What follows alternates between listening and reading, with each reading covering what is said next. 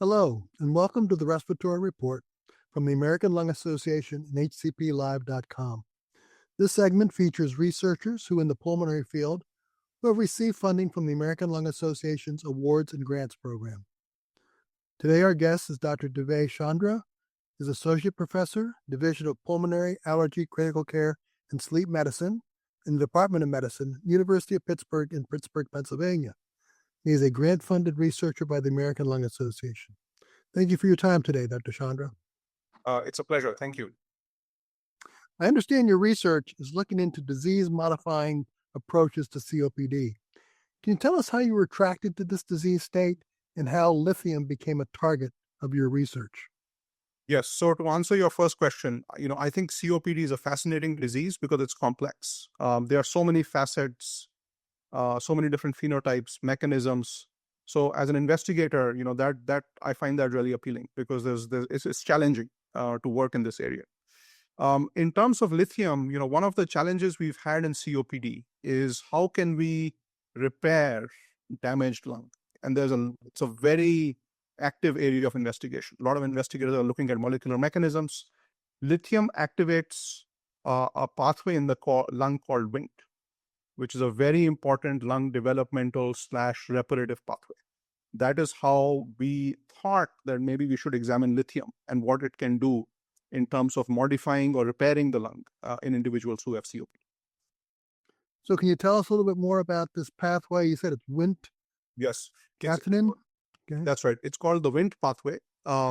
So other investigators have shown that if you damage type 2 cells, so these are the cells in the distal part of the lung in the alveoli, they need intact Wnt signaling in order to repair the distal lung.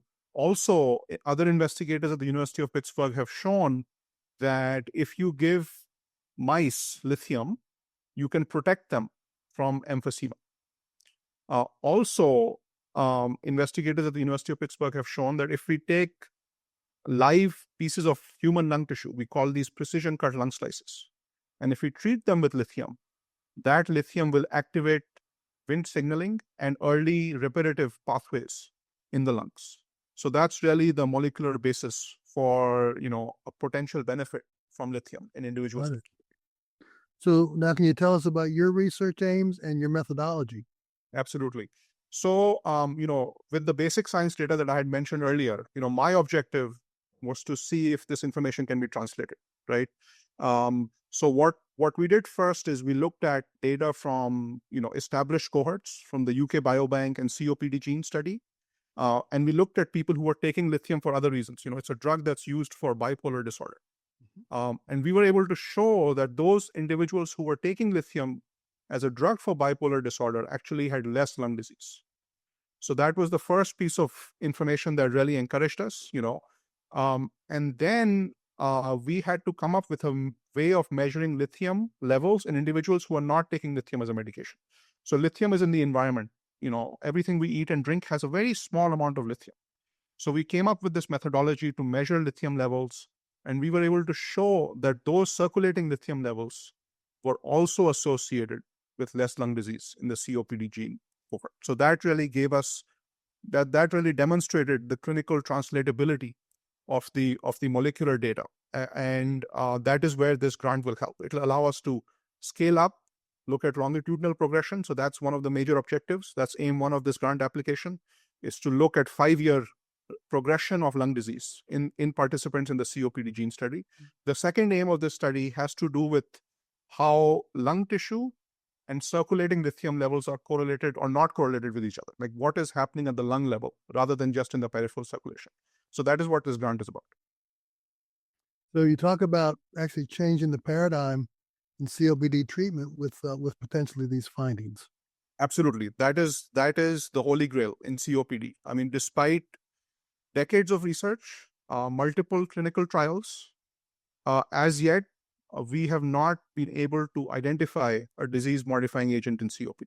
And that is really the frustrating part. We have drugs that can treat symptoms, we have drugs which can treat eosinophilia, which can reduce exacerbations, but we have no drug that can get at the fundamental disease process that drives this lung disease. that is exactly where lithium could play a role. Very good.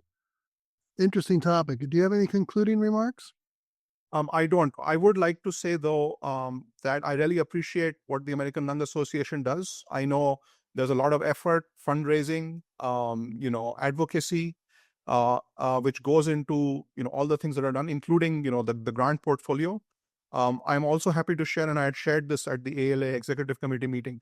The pilot funding which has been provided to me has helped secure or at least get a fundable score on a larger NIH R01 grant application, which will allow us to measure lithium levels in thousands of individuals and really, look at parameters of response and really get lithium ready for clinical trials. So, your support and collaboration is greatly appreciated. Well, you're welcome, and thank you for staying in the field. Thank you.